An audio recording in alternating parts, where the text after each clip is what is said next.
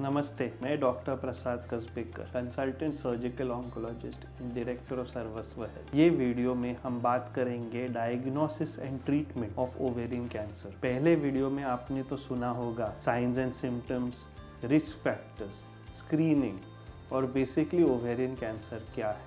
अभी हम ये वीडियो में आगे बढ़ेंगे और बात करेंगे कि ओवेरियन कैंसर को हम लोग डायग्नोस कैसे करते हैं और उसका ट्रीटमेंट कैसे होता है, उसमें हम लोग क्या अपेक्षा कर सकते हैं और कैसे हम लोग आगे बढ़ सकते हैं ओवेरियन कैंसर पेशेंट के साथ। अभी फर्स्ट स्टेप है डायग्नोस। अगर कोई भी पेशेंट ओवेरियन कैंसर सस्पेक्ट हो तो हम लोग आगे ऐसे बढ़ते हैं। The first thing we do is a complete physical checkup. हम पूरा हिस्ट्री लेते हैं पेशेंट का कि उसके फैमिली में अगर किसी को ओवेरियन, ब्रेस्ट या कोई भी कैंसर हुआ हो, बाकी उसके सिम्टम्स और सिम्टोमेटोलॉजी, कब से उनको तकलीफ हो रही है। मेंस्ट्रुअल हिस्ट्री बहुत ही इंपॉर्टेंट है, तो हम लोग एक पूरा मेंस्ट्रुअल हिस्ट्री ले लेते हैं, as well as age and associated other symptoms जैसे constipation, frequent urination, bloating of abdomen। ये करने के बाद हम पूरा चेकअप करेंगे पेशेंट का, जिसमें हम लोग abdominal एग्जामिनेशन करते हैं ये देखने के लिए कि अगर हमें कोई गांठ मिली हो या अगर पेट में पानी भरा पड़ा हो। हम पेल्विक एग्जामिनेशन भी करते हैं ये देखने के लिए कि वहाँ से अगर कोई गांठ या कुछ भी तकलीफ मिली हो। ये कंप्लीट एग्जामिनेशन करने के बाद हम लोग ब्लड टेस्ट करते हैं। ओवेरियन कैंसर में ट्यूमर मार्कर्स करना बेहद जरूरी है। The most common tumour markers done is CA-125 which is done for epithelial ovarian cancer। Proper clinical examination करने के बाद हम लोग ओवेरियन कैंसर के लिए ब्लड टेस्ट करते हैं। Basic blood test to check your health status such as CBC जिसमें हम हीमोग्लोबिन देखते हैं, LFTs यानी लिवर फंक्शन जिसमें हम आपकी एल्ब्यूमिन देखते हैं, as well as bilirubin, and RFTs जिसमें आपका क्रिएटिनिन, सीरम इलेक्ट्रोलाइट्स और वो सब देखते हैं। उसके साथ साथ हम लोग को ट्यूमर मार्कर्स भी करना जरूरी है। Most common tumour markers for epithelial ovarian cancer are CA-125, कभी कभी CA-99 भी किया जाता है। For ovarian germ cell tumours the most common markers done are your beta HCG, your lactate dehydrogenase as well as your alpha fetoprotein। ये सब tumour markers के levels देख के हम लोग ये देख सकते हैं कि ओवेरियन कैंसर का मातरम कितना तक है। उसके बाद हमें इमेजिंग टेस्ट की जरूरत है। The most common imaging test done is a whole body PET CT scan। This will tell us not only the local extent of the tumor but also the distant spread, यानी अगर वो liver में फैल चुका है, lungs में फैल चुका है या शरीर में और किधर भी फैल चुका है तो वो पिकअप हो जाएगा। कभी कभी CT स्कैन करने की भी जरूरत आ सकती है जिसमें हम पेट का स्टेटस देख सकते हैं, यानी एब्डोमेन में ओवेरियन कैंसर कितना फैल चुका है। ये सब करने के बाद एक प्राइमरी प्लान बन जाता है। The primary plan can either be doing a upfront surgery या कभी कभी we first give chemotherapy to reduce the tumour and then perform surgery जब थोड़ा बर्डन कम हो। From a surgical point of view the treatment of ovarian cancer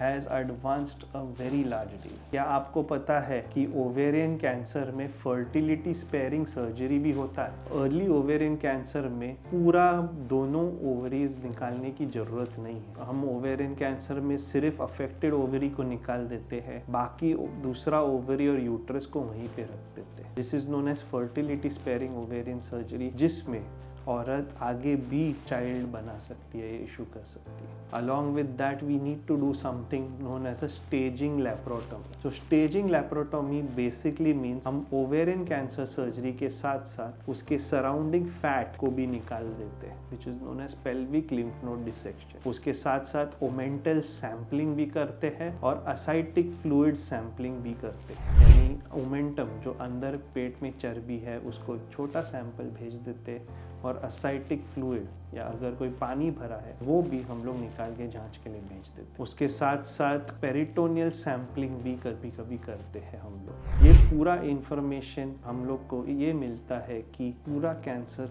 किधर किधर तक फैल चुका है। इससे हम आगे वाली चीज़ों पे हम एक प्रोग्नोस्टिकेशन कर सकते हैं, जिस पे हमें पता चलेगा कि आगे हम कितना अच्छा रिजल्ट एक्सपेक्ट कर सकते हैं। आइडियल ओवेरियन कैंसर सर्जरी में स्टेजिंग लैप्रोटोमी में हम लोग दोनों ovaries, uterus, pelvic lymph nodes, omentum as well as samples from the peritoneum इतना तक निकाल के हम सब जांच के लिए भेज देते हैं। ओवेरियन कैंसर का one of the main, if not the main treatment है कीमोथेरेपी। कीमोथेरेपी शरीर में जाके जिधर जिधर कैंसर है उसको जाके नष्ट कर देता है। ओवेरियन कैंसर में पैक्लिकार्ब यानी पैक्लिटैक्सेल का बेस्ड कीमोथेरेपी सबसे ज्यादातर चलता है। उसमें हम लोग यूजुअली 6 से लेके 12 डोज तक दे सकते हैं और वो हर 3 हफ्ते में यूजुअली दिया जाता है। उसके रिस्पॉन्स के हिसाब से काफ़ी अच्छा हम लोग को प्रोग्नोस्टिकेशन मिलता है। अगर कैंसर पूरा नष्ट हो जाता है हम लोग ये आशा कर सकते हैं कि उसका रिजल्ट अच्छा होगा। कभी कभी ये कैंसर अच्छे से रिस्पॉन्ड नहीं होता है तो वो सिचुएशन में हम लोग ये बोलते हैं पेशेंट को कि आगे भी हम लोग को रिस्पॉन्स या ट्रीटमेंट में शायद से सफलता न मिले। कीमोथेरेपी सर्जरी के साथ साथ या सर्जरी के बीच में दिया जाता है। कभी कभी हम लोग कीमोथेरेपी पहले देते हैं फिर सर्जरी करते हैं और फिर उसके बाद भी कीमोथेरेपी देते हैं। This is known as sandwich therapy.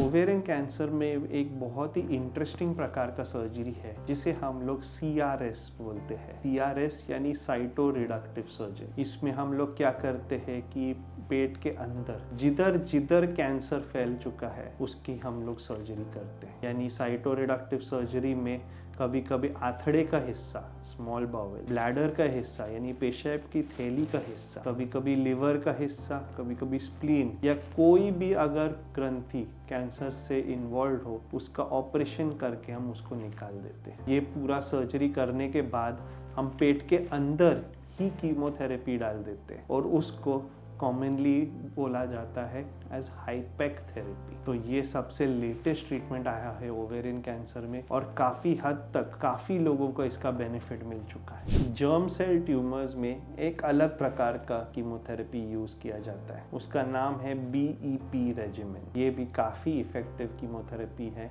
Germ cell tumours में। तो बेसिकली ओवेरियन कैंसर का ट्रीटमेंट सर्जरी और कीमोथेरेपी के बीच में एक अच्छा सा मिलन है। उसके साथ साथ कभी कभी हम लोग टारगेटेड थेरेपी भी देते हैं और ये ओवेरियन कैंसर में इसके काफ़ी अच्छे रिजल्ट्स दिखाई दिए जाते हैं। ओवेरियन कैंसर में रेडिएशन थेरेपी का बड़ा रोल नहीं है, मोस्टली सर्जरी और कीमोथेरेपी से ही काम चलाया जाता है। तो आपका पूरा ट्रीटमेंट हो चुका है ovarian cancer. But ovarian cancer का एक खराब लक्षण है कि वो कभी भी वापस आ सकती है, इसीलिए प्रॉपर फॉलोअप रखना जरूरी है। ये फॉलोअप आपको 5 साल तक रखना है। पहले साल आपको हर महीने जाके डॉक्टर को मिलना है जिधर वो आपका चेकअप करेंगे। कभी कभी 6ठे महीने पे शायद से पेट स्कैन वापस करने की भी ज़रूरत आती है और CA-125 लेवल्स को भी आपको रेगुलर इंटरवल्स में करना पड़ता है। तो फर्स्ट ईयर के बाद हर 6 महीने तक आपको फॉलोअप करना है आपके डॉक्टर के साथ। फाइनली 5 साल अगर हो चुके हो तो शायद से वो गांठ मिटा है और वापस नहीं आएगा। मैं ये आशा करता हूँ कि आपको ये वीडियो पसंद आए और आप ये वीडियो हर एक के साथ शेयर करें जिसको ये इन्फॉर्मेशन से बेनिफिट मिले।